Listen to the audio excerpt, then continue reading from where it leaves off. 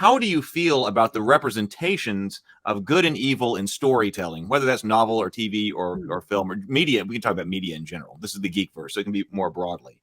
And what does that say about our society as a whole? Well, I think you see it, and I'd say you probably see this as well. I think you see it right now where there's an obsession with the anti-hero or with the villain of the show. And it was a fantastic show, but case in point, a show like Breaking Bad. You follow, and that was a geniusly written show, so nothing on that show. It's a very well-written, well-acted show. But there's shows like that have become very popular where audiences are being endeared. And I actually have heard the writers of Breaking Bad, they really did not want the audience to be endeared to Walter White.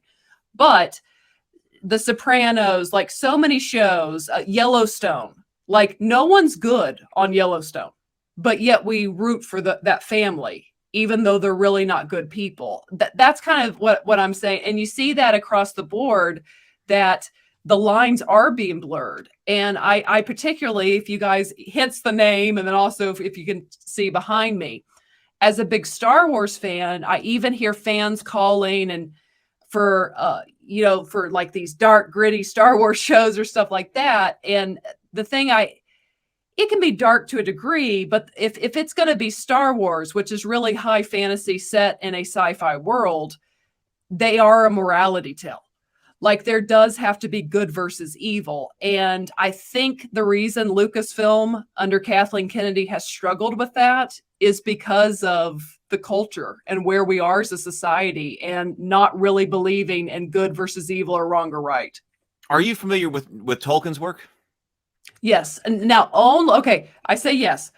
I have only, and I was new to it in 2001. I've only watched the movies, Lord of the Rings movies. I have not actually read him. So I want that disclaimer. Okay. One of the things that I did here on the channel is we did a history of orcs and orcishness, which is possibly one of the more geeky things that you can do. But I did a history of orcs and orcishness, which we may actually rewatch on Sunday. When I do the Crafter's Corner, we may rewatch that because I think that was, and I documented the history of orcs and orcishness from the development of the word to everything orcs have become throughout this, starting as a demonic force. And then ending when you talk about orcs today being something like orcs as people. Okay.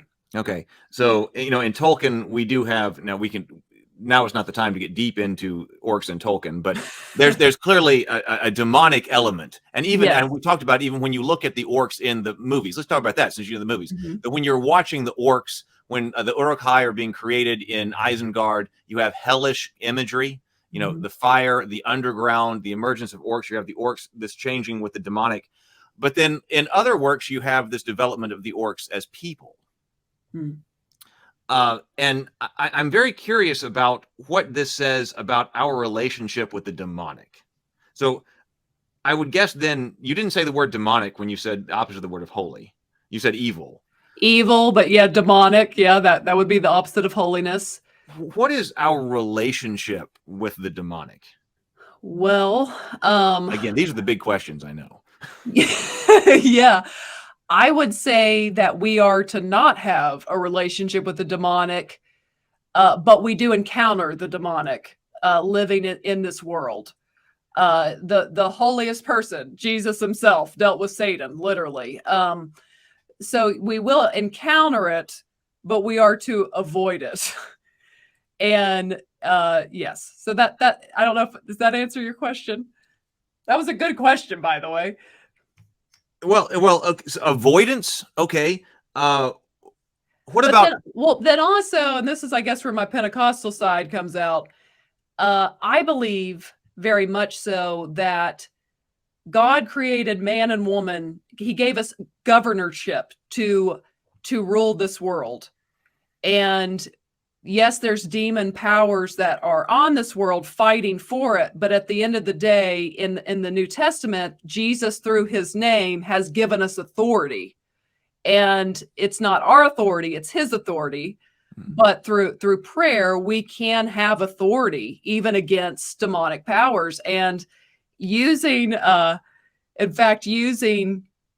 a sci-fi thing that I like, that I love, outside of Star Wars, the thing I've enjoyed the most has been Stranger Things in recent years.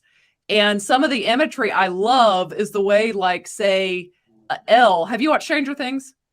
I have not. I've Oh been told I man, have not seen man. Stranger Things, Well, but I'm sure lots of people here have. Millie Bobby Brown's character, 11, basically has telekinesis. And like when these crazy demonic things will come, like she can just like stop them, you know, and that's what I'm saying. As a Christian, that's kind of an image. As a Christian, we can literally kind of push back those powers of darkness. And again, not because of anything we do, but through prayer and because of God working through us.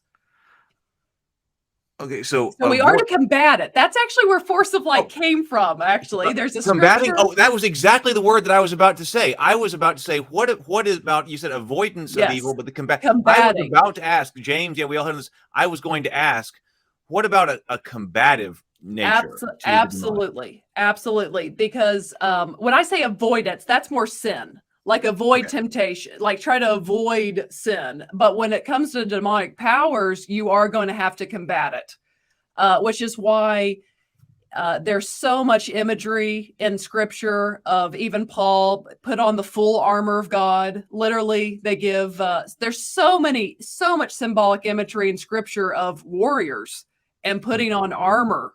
And it is that combative that we are to do. And that is where there's a scripture that Jesus says, it's a very debated scripture. But Jesus talks about, he's talking about upon this rock, the kingdom of heaven suffers violence and the violent take it by force. Now there's a lot of debate about who is the violent that takes it by force. But with force of light, it's my belief that we as the church or as Christians are to be a force of light, to literally combat darkness, because darkness is just the absence of light. And we are to combat it by being light and being that one force of light that begins to shove out darkness. So I absolutely agree with, yes, we are to combat demonic forces.